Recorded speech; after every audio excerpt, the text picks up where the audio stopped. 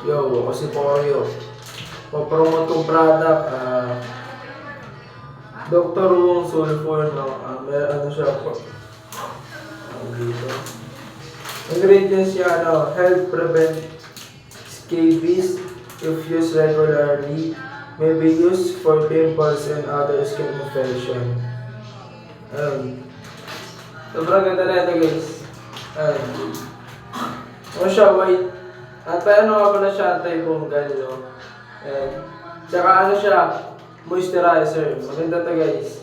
Pampatanggal lang, pampatanggal lang pimples. Kaya wala kang pimples, di ba?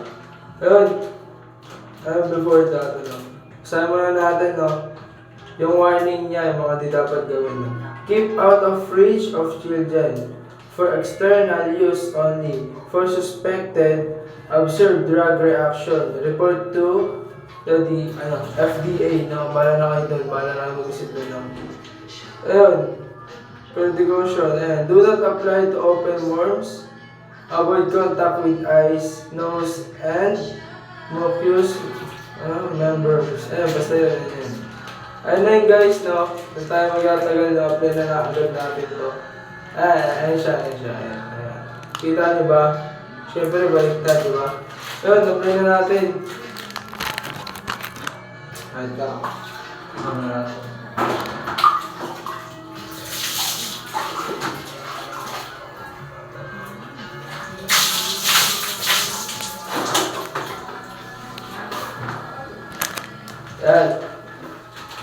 Ito siya, guys, Inati ko lang siya.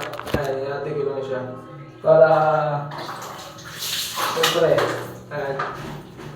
gentle lang daw yung pag-apply sa mukha, So, ganito lang,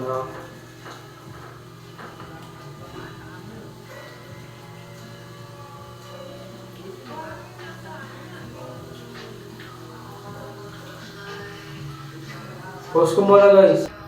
So yun, guys, na-apply ko na, ayun, mag-wait lang tayo ng 2 minutes to 3. Ayun, pause ko muna, babalikan ko lang kayo pag tapos na, Boom! Tapos na po, ayan. So, ayun, mag-wash up po ako ng face, pero for that, magkukwento lang ako. Itong product na to is almost 3 years ko nang ginagamit, Actually, nakakatanggal talaga siya ng pores, and then nakakawala talaga siya ng pimples. Kung magkaka-pimples ka man, matutuyo agad. Kaya napaka-recommended ko talaga yun. Tsaka may din siya, aloe vera. Kaya napakaganda rin talaga. Anti-fungal siya, and then pasteuristic ata yun. So yun, wash ko lang, and then babalik ako. So yun, guys, tapos na tayo sa ating pag-review. Masasabi ko napakaganda niya talaga para sa mukha mo. Kasi hindi siya masakit sa mukha, hindi siya hindi siya ma-update. Kaya napakaganda niyang gamitin sa mukha, Kung gusto niyong gumamit, makakabili lang ata kayo sa mga tindahan, sa mga pharmacy. Ayun, sobrang ganda niya talaga, sobrang. Kaya ayun, bili na kayo. So ayun, guys, salamat sa panonood.